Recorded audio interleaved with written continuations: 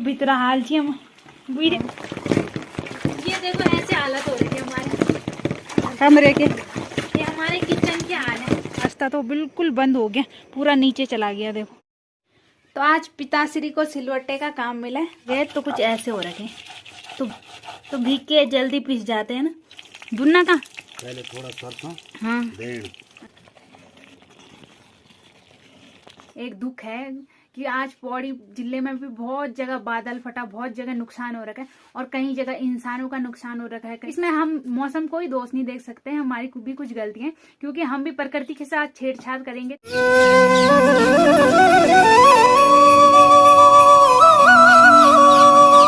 जय माँ भगवती दगड़ियों, कैसे आप सभी लोग? आशा करती हूँ स्वस्थ होंगे, मस्त होंगे। मैं साक्षी जोशी स्वागत करती हूँ आपका आज के नए ब्लॉग में पौड़ी जिले के बुढ़ाकोट गांव से। तो ब्लॉग की शुरुआत हो रही है सुबह के 10:30 बजे से और ब्लॉग की शुरुआत हो रही है घर से और बारिश वाले मौसम से। तो कल रात से बारिश हो रही है तो हो रही है, बिल्कुल बंद होने का नाम नहीं ले रही। हमारे घर के अंदर से पानी आना स्टार्ट हो गया, तो इतनी खतरनाक बारिश। तो कल उत्तरकाशी धराली की वीडियो देख के तो अब डर भी लग रहा है और पता नहीं क्या क्या नुकसान होगा, क्योंकि और जगह से भी फोटो आ रही है कि कहीं सड़क टूट गई है, कहीं कुछ। तो ऐसी बारिश में ना थोड़ा डर भी लगा है। जब लगातार बारिश होती है ना तो ज़्यादा डर लगता है। ऐसे में भूस्खलन का ज़्यादा डर होता है, तो थोड़ा डर भी लग रहा है ऐसे मौसम के साथ। बाकी ना इतनी तेज़ बारिश आ रही है कि हमारे यहाँ पे देखो तो कमरे में अंदर पानी जाने वाला है। हमारे कमरे में पानी जाने वाला है, तो इसे साफ भी कर रहे तभी वो इकट्ठा होते जा रहा है। तो भी बारिश की वजह से और सारा तो यहाँ तो भारी है पानी। जो हमारे मिट्टी वाला किचन है वहाँ दिखाती हूँ मैं, वहाँ तो अंदर आ गया है पानी। तो अब खाना भी कैसे बनाए, वो तो अच्छा है कि चूल्हे के सामने नहीं, थोड़ा दरवाजे के सामने से आ रहा है, लेकिन नाली लगा रखी है हमने और बार बार उसको फेंक रहे हैं। तो इतनी ज़्यादा बारिश हो रही है कि अंदर कमरे से पानी आने लग गया। तो अंदर भी अब सुरक्षित नहीं है। ऐसे हर साल ही आता है बरसात, अगर ज़्यादा बारिश हो तो उस कमरे में माना ज़्यादा पानी आता है, जो मतलब हमारा किचन है ना। क्योंकि कुछ साल पहले ना वहाँ ऊपर से चौक गिरा था, तो तब से थोड़ा वो कच्ची सी हो गई है वो दीवार, तो इस वजह से हर साल वहाँ पानी आता है। तो दिखाती हूँ मैं ये देखो तुम, यहाँ क्या स्विमिंग पूल बना है। ऐसे तो नहीं भी दिख रहा होगा, ये देखो ये हमारे घर के अंदर बना। वाह! तो हम थोड़ी देर इस कमरे से बाहर गए तो देखो पानी चूल्हे तक पहुँचने वाला है। अब चूल्हा काफ़ी दूर नहीं है, बस थोड़ा रह गया। और यहाँ देखो अब इस भीतर के ठंड बन गए सर खोलना बाणु। हाँ हम जरा पुआर गया रे, देखो तुम क्या होएगा। एक देखी तो खान हम पहुँचो डाल चो ये देखी बाप दर्री सर सब देख देखी तो खुटर डुबना छिए त्यो भीतरा हाल छी हम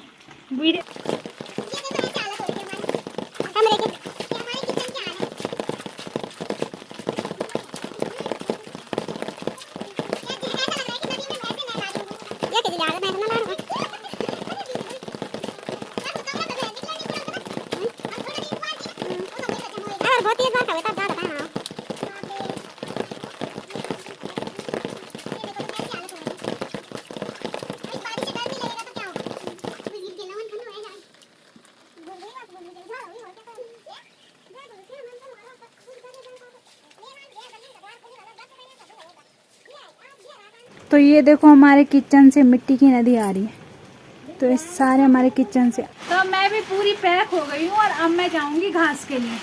तो मन तो बिल्कुल नहीं कर रहा, आधा घंटा तो मुझे किचन साफ करने में ही लग गया। बाकी 11 बज गए और अब जाके मैं घास के लिए जा रही हूँ। तो घास के लिए ज़्यादा दूर नहीं जाना है, छन्नी के आसपास जाना है। तो इसलिए मैं फ़ोन भी नहीं ले जा रही क्योंकि बारिश भी आ रही है। तो फ़ोन को यहीं घर में रखूँगी और लाइट भी नहीं है, तो चार्ज भी उसमें 20% रह गया। लाइट आएगी तो ठीक है, वरना अपने आप रहेगा। बाकी अब चलते हैं घास के लिए, तो बाय बाय। तो अभी टाइम दिन के 112 हो गए। बाकी घास लेके मैं आ गई और अब हमारी तैयारी हो रही है थोड़ा उजड़ बिजड़ देखने के लिए। तो थोड़ा बहुत नुकसान वगैरह हो रखा है बारिश की वजह से, थोड़ा बहुत के मतलब रास्ते बंद हो गए, कुछ 2 रास्ते बंद हो गए, 2 के एक ही रास्ता है। तो अब वहीं जाके बताऊंगी कौन सा रास्ता बंद हो गया, क्योंकि वहाँ से गाय वाला रास्ता भी था और इंसानों वाला भी। तो मैं तो जा रही हूँ देखने, मेरे साथ 3 लोग भी जा रहे हैं। तो एक रास्ता ये वाला ब्लॉक हो रखा है। ब्लॉक तो एक ही रास्ता है, लेकिन एक सामने यहाँ पे ब्लॉक हो रखा है। और यहाँ पे लज्जा भाभी का खून भी आ गया। तो लज्जा भाभी की छन्नी के सामने हो रखा है ये ब्लॉक। तो लज्जा भाभी के जो छन्नी वाला रास्ता था ना, गाय भैंसों को ले जाने वाला, वो पूरा बंद हो गया और इधर से भी थोड़ा बहुत बंद हो गया। तो आज वो अपनी गाय भैंसों को पररू उनके घर से ले गए, तो ये पूरा बंद हो गया। खून भी आ गया, साथ में जो कद्दू की बेलें वगैरह थी वो सारी नीचे आ गई।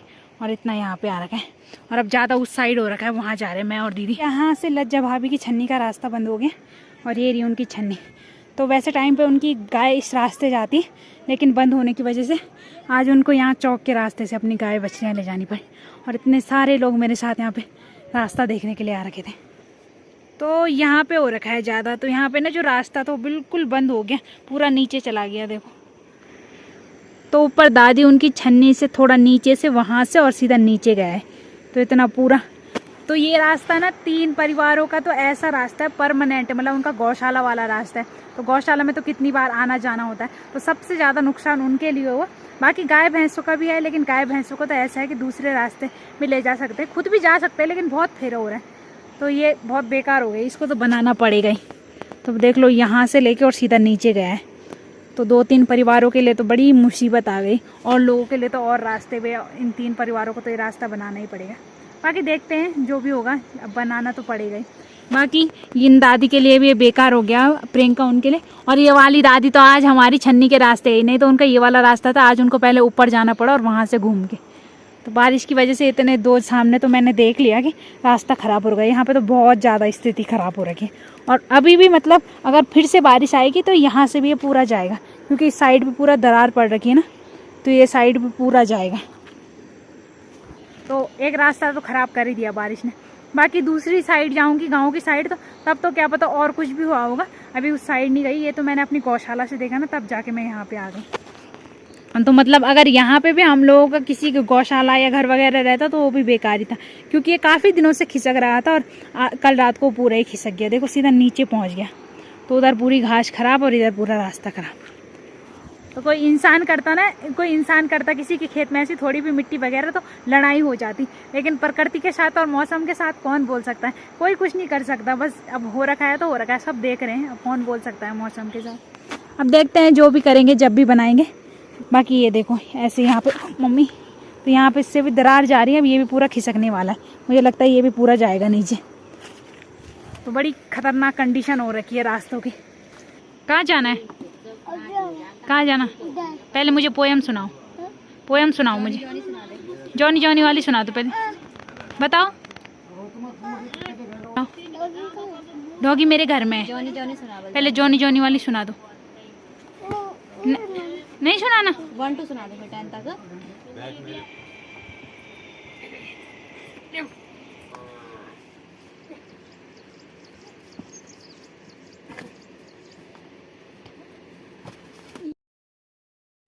तो आज पिताश्री को सिलवट्टे का काम मिला है। तो पिताश्री क्या पीस रहे हैं आज आप? गेत। तो क्या बनाएंगे इससे? फाणू बनता है, फाणू। तो आज फाणू बनेगा। तो आपने मिक्सी में क्यों नहीं पीसा? मिक्सी में ज़्यादा बारीक हो जाता है, वो टेस्ट नहीं आता है मिक्सी से। तो स्वाद के लिए सिलवट्टा का इस्तेमाल करना जरूरी है। हाँ। तो कब भिगोए थे गैत? कल रात को। तो कल रात को हमने गैत भिगोए थे और उसको अभी पापा सिलवट्टे में पीस रहे। और मुझे बताया, सब मुझे बोल रहे होंगे कि पापा से करा रही है काम और खुद व्लॉग बना रही है। तो माता श्री मैं क्यों नहीं कर रही काम? तो मैं छन्नी से अभी आई हूँ, सीधा अंदर व्लॉग बनाने ही आ गई।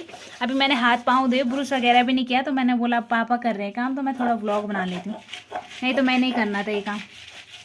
तो ऐसे पीसते हैं देखो, तो सिलवट्टे का ज़्यादा स्वाद आता है, नहीं तो मिक्सी है, लेकिन मिक्सर में वो स्वाद नहीं आएगा।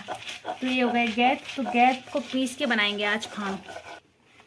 तो कल रात को भिगोए थे हमने गैत, तो कुछ ऐसे हो रखे, तो भीग के जल्दी पीस जाते हैं ना, तो इस वजह से सूख के वो स्वाद नहीं आता जो भीग के आता है।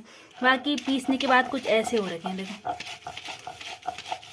तो इनका बनाएंगे आज फाणू, तो पहाड़ी स्वादिष्ट खाना है ना माता श्री? और तुम कब पीसोगे? ना कब पीस? तुम बोले तो कभी चला ही नहीं सिलोट, कब चला तुम सिलोट? हाँ। तो इधर फाणू बनने की तैयारी भी हो गई। तो एक किस चीज का तड़का मारा पापा आपने? दुन्ना का। दुन्ना का? पहले थोड़ा सरसों, हाँ, देड़, अच्छा, और उसके बाद दुन्ना की पत्ती। तो ये दुन्ने के तड़का मारा है पापा ने, और इसमें नमक मिर्च मिला दिया, सब मिला दिया। तो इसमें प्याज टमाटर कुछ नहीं पड़ता? तो ऐसे ही स्वाद आ जाता है। क्या पता कुछ लोग डालते होंगे, लेकिन हम नहीं डालते। इसका नेचुरल स्वाद ही है। तो दुन्ने के तड़के से ही आ जाएगा स्वाद। तड़का दुन्ना का ही होता है इसमें। अच्छा, तो मेरे पिताश्री बना रहे, क्योंकि हमारे घर में सबसे अच्छा खाना मेरे पिताश्री बनाते हैं। तो जिसने ना मेरे पिताश्री के हाथ का खाना खाया हो कमेंट करके जरूर बताना, और जिसको फाड़ू खाना है वो जरूर आ जाना।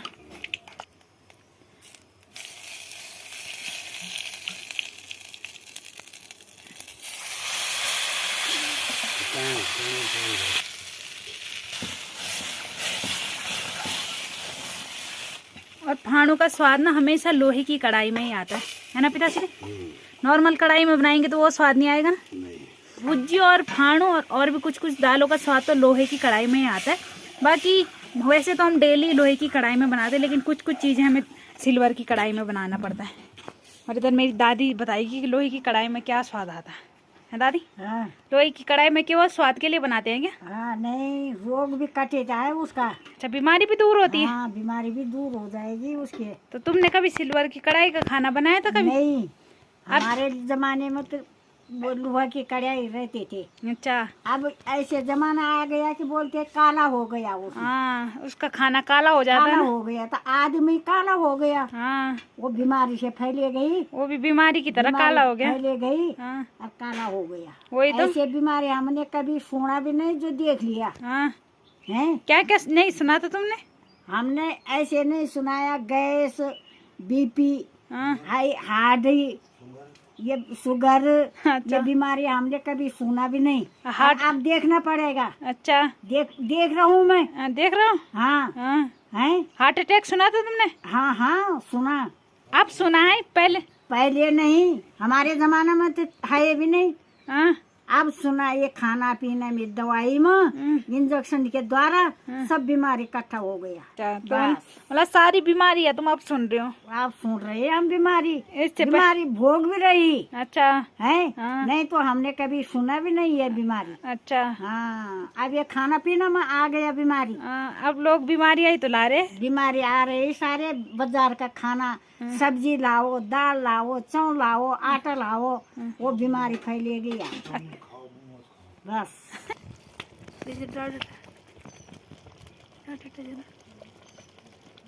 अब खरोल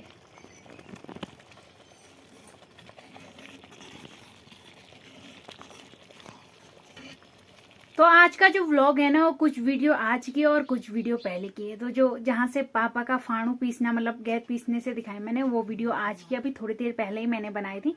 तो व्लॉग एंड करने से पहले एक सूचना भी क्या है, एक दुख है कि आज पौड़ी जिले में भी बहुत जगह बादल फटा, बहुत जगह नुकसान हो रखा है, और कई जगह इंसानों का नुकसान हो रखा है, कई जगह रास्ते, सड़कें वगैरह, जानवरों का। तो ये बात बिल्कुल सही है कि रास्ते वगैरह, सड़कें वगैरह, इनको तो हम ठीक कर सकते हैं, लेकिन जो इंसान चले गए ना, उनको हम वापस नहीं ला सकते। तो उनके बारे में सुन के बड़ा दुख हो रहा है। पता नहीं क्या हो रहा है उत्तराखंड में, कभी कहीं से सुनाई दे रहा है, कभी कहीं से। ये मौसम ही मतलब इतने लोगों की जान ले रहा है। तो इसमें हम मौसम को ही दोष नहीं देख सकते हैं, हमारी भी कुछ गलती है, क्योंकि हम भी प्रकृति के साथ छेड़छाड़ करेंगे तो प्रकृति भी चुपचाप सहेगी नहीं, वो भी अब कुछ ना कुछ तो करेगी। ज्यादातर हम लोग ही प्रकृति के साथ छेड़छाड़ करते हैं ना, पहाड़ों में बस पेड़ रखना ही नहीं चाहते, पेड़ों को काटने पे लगे। तो इस वजह से भी होगा, पहाड़ों को नुकसान पहुंचाएंगे तो पहाड़ फिर शांत कैसे रहेंगे। बाकी अब प्रकृति के साथ क्या बोल सकते हैं। बाकी बहुत लोगों के बारे में आज सुना कि कई लोगों ने अपनी जानें गंवाई, कई लोग घायल हैं। तो जो घायल लोग हैं, माँ भगवती से मैं उनके लिए प्रार्थना करूंगी वो जल्दी से स्वस्थ हो जाए, और जितने भी लोगों को चोटें वगैरह पहुंची वो जल्दी से ठीक ठाक हो जाए। बाकी जो भगवान के पास चले गए उनके लिए तो क्या बोल सकते हैं, बस भगवान से यही दुआ करेंगे उनकी आत्मा को शांति दे। बाकी अब ज्यादा ना बोलते हुए इस ब्लॉग को यहीं पे एंड करते हैं, कल मिलते हैं दूसरे ब्लॉग में। धन्यवाद।